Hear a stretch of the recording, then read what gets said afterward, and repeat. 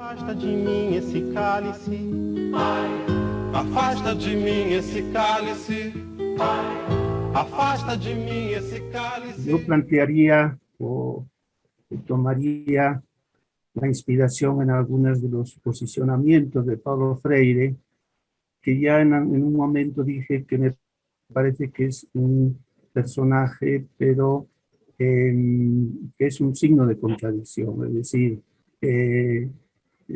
Freire es reinterpretado de acuerdo a veces a las ideologías, ¿no?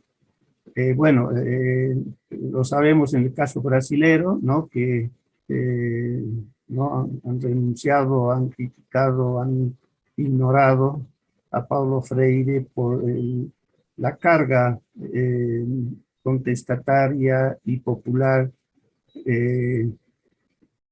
que tiene Paulo Freire, pero aquí yo vería como dos elementos de la coyuntura que nos están, y que también lo provocaron a Paulo Freire, que es el tema de el mesianismo versus populismo. A ver si lo planteamos así. ¿Qué significa eso? Que Paulo Freire vio con mucha claridad que desde la izquierda, desde los movimientos populares, había tendencias autoritarias, tendencias que trataban de imponer una verdad supuestamente indiscutible y a eso un poco lo llamaba mesianismo, ¿no? Pero por otra parte, y aunque contradictoriamente, pero diríamos de alguna manera van juntos, es el populismo. ¿Qué es el populismo? Es un planteamiento que dice que el pueblo siempre tiene razón, ¿no? Es decir, ¿no? Y me parece que entre los dos hoy día hay una combinación y una cooptación entre ambos, ¿no?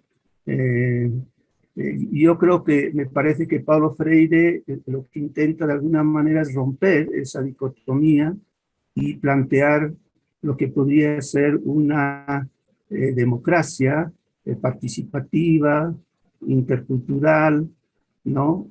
Que permita que todos los actores, todos los saberes, todas las culturas puedan expresarse, puedan dialogar, esta es la palabra, no digo mágica, pero que Paulo Freire ha trabajado profundamente. O sea, ¿qué sería el diálogo en estos contextos de conflictividad y de polarización y confrontación extrema? Y ahí me permito decir algunos elementos que Paulo Freire aporta sobre la pedagogía del diálogo, ¿no? Tan necesario hoy día. Primero, una condición, el diálogo, ante todo, no es un diálogo tanto entre ideas e ideologías, sino entre personas, ¿no? Por tanto, no solo importa lo que se dialoga, sino también para qué se dialoga y con quiénes dialogamos. O sea, el diálogo es una experiencia pedagógica fundamental de aprendizaje mutuo, de compartir y de ir recogiendo elementos que nos puedan enriquecer de la otra persona, pero siempre buscando algo común para lo cual nosotros queremos hacer una acción. El diálogo no es simplemente una diversión o tomar, ¿no?, unas cervezas y intercambiar, sino tiene que haber una acción, tiene que haber un objetivo común para el cual estamos haciendo este diálogo. Entonces, eso sería un primer aspecto, ¿no?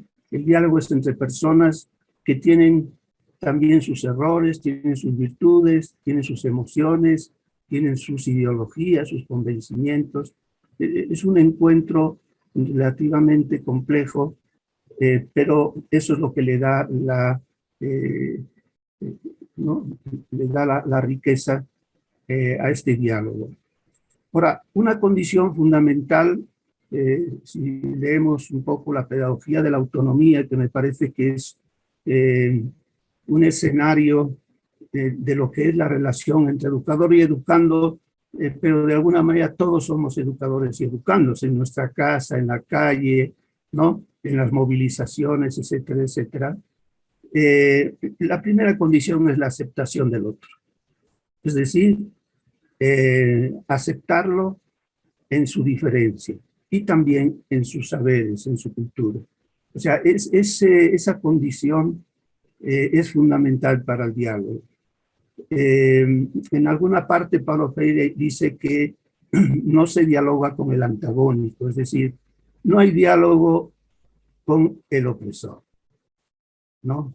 Porque el opresor tiene como punto de partida que él es el que tiene la verdad, que es el que tiene el poder y por tanto los demás tienen que subordinarse. Entonces no es posible el diálogo con el opresor, con el antagónico, sino con el diferente, ¿no? Con aquel que, siendo diferente, entiende que las personas somos, tenemos convicciones, tenemos culturas, tenemos deseos, tenemos que son diferentes. Entonces, este clima,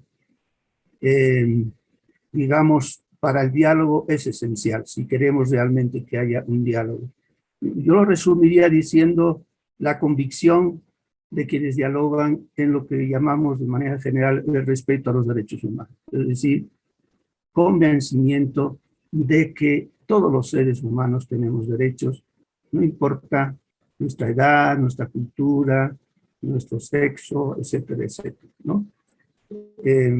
Bueno, eso sería una condición básica. Otra condición importante es que tengamos un objetivo común, es decir, no es hablar simplemente para escuchar al otro o para intercambiar, sino también porque tenemos una acción compartida y deseada, una búsqueda conjunta, o sea, nos hablamos para buscar juntos, ¿no? Para hoy. A mí me parece que es cierto, o sea, Paulo Freire siempre ha hablado de la praxis. ¿Qué significa? El pensamiento y la acción articulados para transformar la realidad, esta realidad, esta realidad. Sin embargo, yo estoy entendiendo que lo que es el pasado, las experiencias pasadas, Guarizata o pueden ser otras, son hechos de aprendizaje, no para ser copiados, no para ser, ¿no? Defendidos a ultranza, sino aprender de ellos, ¿no? Aprender de la historia, porque ahí vamos a ver muchas cosas que no hemos entendido y que podemos entender el día de hoy. Y que Paulo Freire también utiliza la palabra pensamiento crítico, ¿no? ¿Qué es el pensamiento crítico? Es esa capacidad que tenemos los seres humanos, también como educadores y educandos, o como actores, o como sujetos, de analizar las realidades, los hechos en su profundidad, ¿no? Y hay una cosa que dice Paulo Freire que a mí me ha llamado la atención, que la voy a leer literalmente, y que está sucediendo hoy día. Negar a los campesinos, en nombre del respeto a su cultura, la posibilidad de ir más allá de sus creencias en torno a sí mismos en el mundo y con el mundo, revela una ideología profundamente elitista. A las clases populares les bastaría con el creo que es en torno al mundo. O sea, esto lo dice en Pedagogía de la Esperanza. O sea, ¿cómo lo entiendo yo? Entiendo que, y aquí viene el tema del populismo, es decir, para enfrentar a los, ¿no? A los opresores, o para enfrentar a los ricos, o para enfrentar ¿no? a los blancos, o yo no sé cuál es el concepto, es necesario subrayar que el pueblo, las bases, siempre tienen razón y siempre tienen el olfato como para diferenciar quiénes son los que lo apoyan y quiénes no. Yo creo que esto lo ha criticado Paulo Freire porque dice que un derecho de las clases populares es el saber científico, es la investigación, es aceptar que hay otras personas que también pueden enriquecerlos, que pueden darles perspectivas diferentes. Y me parece que aquí nos encontramos justamente en el tema populismo. El populismo es una tendencia, una ideología que le da al pueblo esta, ¿no? esta sabiduría que puede resolver todos los problemas, y si no lo hace el pueblo no se puede hacer nada, así en términos muy generales, ¿no? Sea este de izquierda, sea este de derecha, porque el populismo es recurrir al pueblo como un sujeto que tiene capacidades extraordinarias para poder resolver los problemas. Y por tanto, una educación ligada a la vida, o sea, cuando dialogamos, pues dialogamos para seguir viviendo y para seguir soñando y para seguir, ¿no? Transformando nuestra realidad. Bueno, esos son algunos elementos en el diálogo freudiano que me parecían importantes. Y concluyo con un planteamiento también que explicita Paulo Freire, cuando él dice que si bien existen los dogmatismos, los autoritarismos, también existe el pragmatismo, es decir, de intelectuales que dicen todo vale, ¿no? Es decir, no importa, ¿no?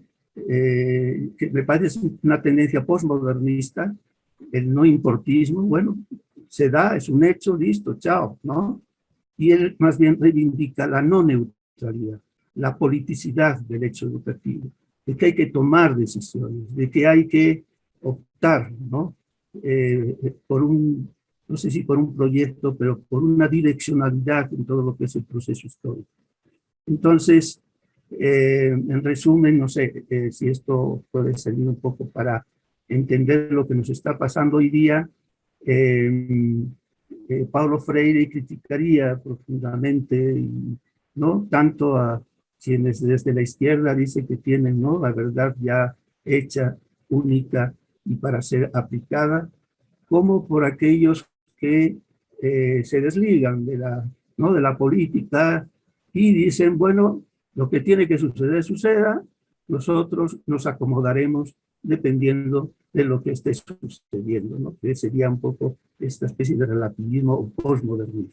Entonces, en ese contexto y en ese escenario, creo que Paulo Freire nos da estos elementos para desarrollar una pedagogía del diálogo, diálogo constructivo, difícil de llevar adelante, pero necesario, hoy más que nunca necesario en nuestro país.